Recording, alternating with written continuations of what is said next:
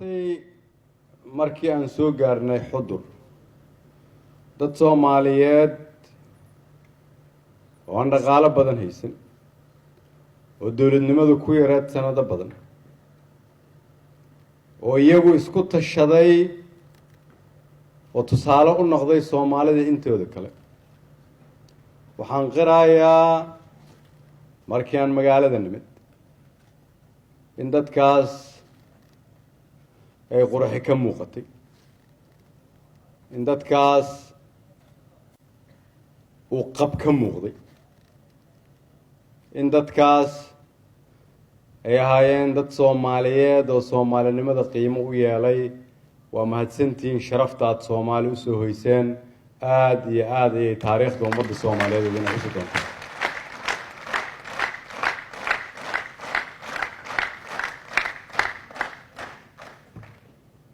wiilashii iyo gabdhihii Soomaaliyeed ee dalkan ka soo xoreeyay gumaysiga shuruud cidna kuma xiri jirin xoolo cid maanay weydiin jirin waxay ku bixiyeen dhiigooda iyo wixii yaraay ay haysteen si ay annaga gacanta noogu geliyaan dal xor ah xudur waxay xasuusisay gobonnimo doonkii iyo xorriye dhaliskii waa mahadsantii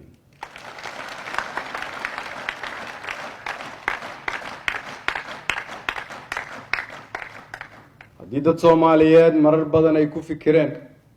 jidka naga horeeya wuu dhib badan yahay buuro dhaadheer baa naga horeeya godad baa naga horeeya culays baa jira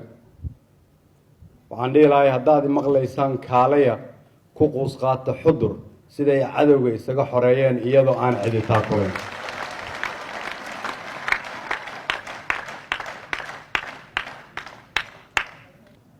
marka la fahmay inay mudnimadu muhiim tahay isku duubnidu ay waajib tahay qaradnimadu ay quwo tahay marka la garto in kala qoqobnaantu ay hoog tahay marka la garto in qof waliba uu ximbaarsan yahay mas'uuliyadtiisa ka weyn oo ku salaysan qarannimo ayaa waxaa imaanaysa tusaalooyin aan wax ka baran karno oo ah sida kuwa xudur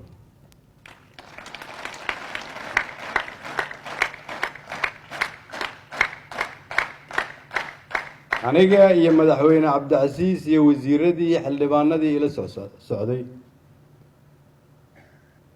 nagu waajib ma aha inaan wax idin sheegno waxaad xaq noogu leedihiin inaan wax idinka baranno wixii aan idinka barannayna aan ku dabaqno dalka intiisa kale waa aaminsanahay wixii xudur laga sameeyey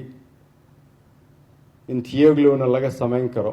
rabdhuurna laga samayn karo dalka intiisa kalena laga samayn karo haddii la qaato khibraddii laga dhaxlay reer xudur wiilashii iyo gabdhaha Soomaaliyeed oo dhalinyarada ah oo cid walbo magaaladan soo gashay iyadoo kontaroosho oo dhiil walbo caana furta oo qori gelisa oo qof walba jeebakooda baarta oo habeenkii jidadka socdaa inta waagu ka baryaayo si ay u hubiyaan inaanay soo gelin qof aan la garanayn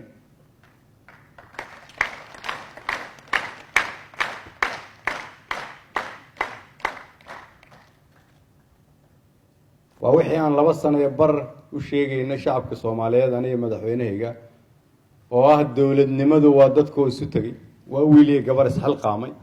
waa qof wax dheeraad ah sameeyay waa qof isagu isku tashaday laakiin aan tusaale u la'ayn tusaalihiina aan ugu nimid xudur waa ku mahadsantiin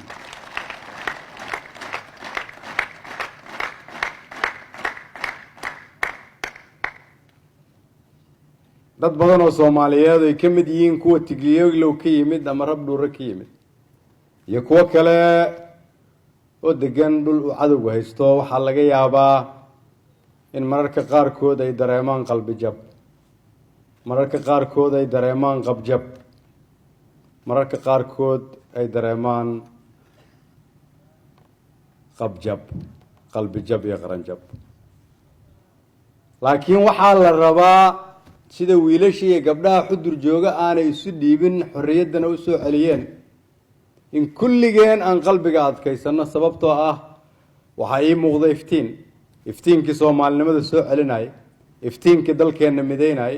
iftiinkii dalkeenna xoreynayay iftiinkii sameynayay soomaaliya aan laga cararin ee loo soo cararo iftiinkii sameynayay soomaaliya loo soo shaqo doonto haddii aad tusaale u baahan tahayna xudur baa tusaale ka ah waan ogahay inaad baahiyo badan qabtaan waxaan la kulmay dhammaan mas-uuliyiinta reer xudur aniga iyo madaxweyne cabdicasiis oo ah markii afaraad ee uu yimaado xudur sidii madaxweynaha loogu doortay taasaa daliil u ah inuu rabo dalkiisa inuu wax u qabtay dadkiisa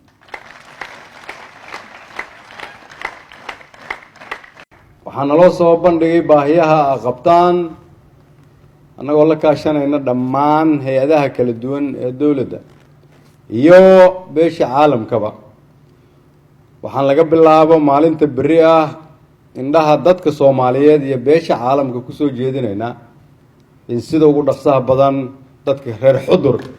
loo soo gaaro loona caawiyo hay-adaha dowladda ama amni ama horumar waxaan leeyahay halkan waxaa jooga dad soomaaliyeed oo isku tashaday dhulkooda xoreystay horumar sameeyey soo gaara hay-adaha caalamigana oo dalkeenna ka howlgalana waxaan leeyahay waa laydinkula xisaabtamayaa haddii aadan xudur waxa ay rabaan u qabanina waan idinkugu sheegaynaa cod dheer haddii ilaa yidhaahdo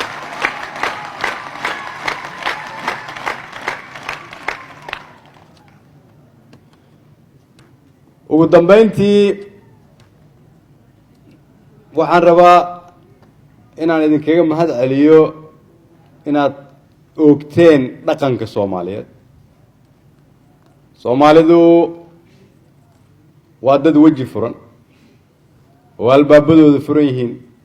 oo martida soorta oon ka fikirin waxa ay haystaan ama waxa ay berri cunayaan magaaladan intaasoo sano dhibka ku jirtay laakiin wiilal iyo gabdho soomaaliyeed ay u kaceen ay xoreeyeen waxaa naloo furay albaab walba waxaa nala siiyey wax walba ood haysateen waxaa naloo soo dhoweeyey sida ugu wanaagsaneed oo naloo soo dhoweyn lahaa intaas waxaa la sameeyey idinkoo aan ogahay dhibka aada soo marteen laakiin waxay ka turjumaysaa dhaqankii suubanaa ee soomaalinimada si idinka laydinkugu tusaale qaato oo laydinkugu daydo oo ciddii wax yar qalbi jab uu ku dhaco aada qalbiga ugu hagaajisaan waxaan idinka codsanayaa inaad sii xoojisaan isku duubnidiina sii xoojisaan qaabka aad u wada shaqaysaan sababtoo ah markii aan joogay baydhabo madaxweyne cabdicasiis wuxuu ugu yidhi marar badan si aad dowladnimada adiga laftaada u jeclaatid ra-iisul wasaare waa inaad ila tagtaa xudur markaasaad soo arkaysaa macnaha dowladnimada